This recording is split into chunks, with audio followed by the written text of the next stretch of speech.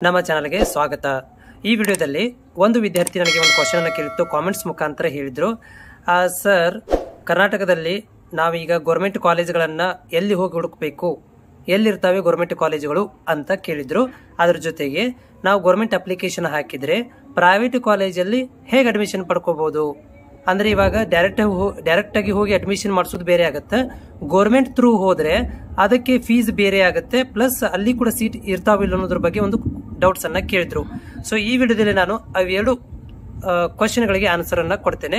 So ನೋಡಿ, ಮೊದಲನೇದಾಗಿ ಕರ್ನಾಟಕದಲ್ಲಿ ಸರ್ಕಾರಿ ಪ್ಯಾರಾಮೆಡಿಕಲ್ ಮತ್ತು ನರ್ಸಿಂಗ್ ಕಾಲೇಜುಗಳು ಎಲ್ಲೆಲ್ಲಿ ಇರ್ತಾವೆ ಅಂತಂದ್ರೆ, ಸೊ ಎಲ್ಲ ಜಿಲ್ಲೆಗಳಲ್ಲಿ ನಾವು ಕರ್ನಾಟಕದಲ್ಲಿ ಪ್ಯಾರಾಮೆಡಿಕಲ್ ಕಾಲೇಜುಗಳು ಎಲ್ಲ ಒಂದು ಜಿಲ್ಲಾ ಆಸ್ಪತ್ರೆಗಳಲ್ಲಿ ಪ್ಯಾರಾಮೆಡಿಕಲ್ ಗೌರ್ಮೆಂಟ್ ಕಾಲೇಜುಗಳನ್ನ ಸೇರಿಸಿದ್ದಾರೆ। ಎಲ್ಲ ಜಿಲ್ಲಾ ಆಸ್ಪತ್ರೆಗಳಲ್ಲಿ, ನೆನಪಿರಲಿ, ಜಿಲ್ಲಾ ಆಸ್ಪತ್ರೆಗಳಲ್ಲಿ ಪ್ಯಾರಾಮೆಡಿಕಲ್ ಕಾಲೇಜುಗಳನ್ನ ಸೇರಿಸಿದ್ದಾರೆ।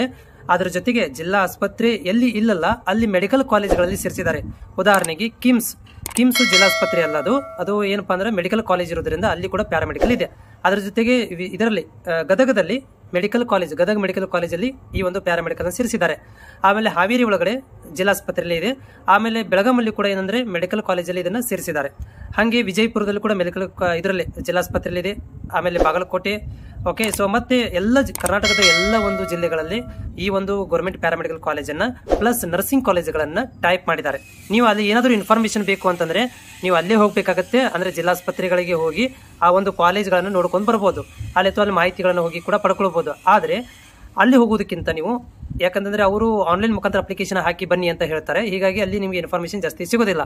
ಆದ್ರೆ ನೀವು ಕೇಳಿದ ಒಂದು ಪ್ರಶ್ನೆ ಏನಂತಂದ್ರೆ ಎಲ್ಲಿರ್ತಾವೆ ಅಂತ ಕೇಳೋದಕ್ಕೆ ನಾನು ಆನ್ಸರ್ ಮಾಡ್ತಾ ಇರೋದು ಕರ್ನಾಟಕದ ಎಲ್ಲ ಜಿಲ್ಲಾಸ್ಪತ್ರೆಗಳಲ್ಲಿ ಮತ್ತು ಎಲ್ಲ ಸರ್ಕಾರಿ ಮೆಡಿಕಲ್ ಕಾಲೇಜುಗಳಲ್ಲಿ ಪ್ಯಾರಾಮೆಡಿಕಲ್ ಕಾಲೇಜುಗಳನ್ನ ತೆಗೆಯಲಾಗಿದೆ। ಅಲ್ಲಿ ನೀವು ಅಡ್ಮಿಷನ್ ಪಡ್ಕೊಂಡ್ರೆ 4,000 ರೂಪಾಯಿ ಫೀಸ್ ಇರುತ್ತೆ। ಇನ್ನು ಎರಡನೇ ಕ್ವಶನ್ ಏನಂತಂದ್ರೆ, ಪ್ರೈವೇಟ್ ಕಾಲೇಜುಗಳಿಗೆ ನಾವು ಅಪ್ಲಿಕೇಶನ್ ಹಾಕಿದ್ರೆ ಪ್ರೈವೇಟ್ ಕಾಲೇಜ್ ಹೇಗೆ ಸಿಗುತ್ತೆ ಅಂತ ಕೇಳ್ತಾ ಇದ್ದೀರಿ। ಸೊ ನೋಡಿ, ಕರ್ನಾಟಕದಲ್ಲಿರುವಂತಹ 478 ಕಾಲೇಜುಗಳಿಗೆ ಪ್ರೈವೇಟ್ ಕಾಲೇಜುಗಳಿದಾವೆ। ಸೊ ನನ್ನ ಪ್ರಕಾರ 478।